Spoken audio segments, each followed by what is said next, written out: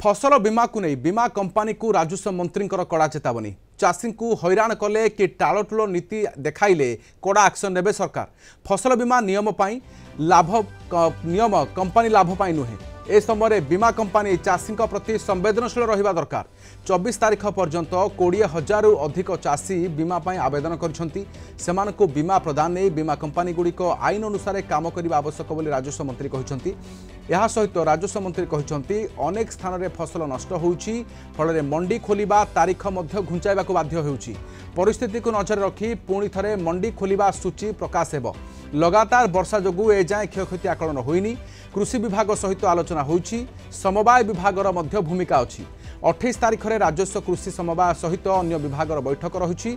क्षयक्षति report आसिबा परे स्थिति नहीं मुख्यमंत्री को अवगत कराजिबो।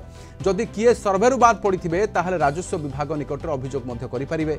सरकार अति संवेदनशीलता सहित स्थिति उपर नजर रखिछन्ति। मंत्री एवं विधायक ग्राउंड जीरो रे थिबा कहिछन्ति। जोटा इंश्योरेंस कंपनी कथा उल्लेख करुछन्ति इंश्योरेंस कंपनी माने मध्य संवेदनशील हवा कथा। फसल बीमा एक लाभ उठेबार योजना नुह क्षति समय चाषी मान को सहायता देवार योजना। तेणु इंश्योरेंस कंपनी मानकर मध्य दृष्टिकोणर परिवर्तन हवा कथा। इंश्योरेंस कंपनी अर्थ उपार्जन करिवे बोलिकरी कृषि बीमाकरण आईन हेई नहीं। चाषी माने बीमा करिथिबा चाषी माने फसल नष्ट हेले क्षतिपूरण पाइबे एथिपई ये योजना। तेणु मोर परामर्श जो माने अछंती बीमा कंपनी माने संवेदनशील होंतु एवं फसल बीमा आईन रो सकारात्मक दृष्टिकोण देखंतु। चाषी मानकर सहित एभलिया परिस्थिति रे सहायता करिया पे उद्यम करंतु।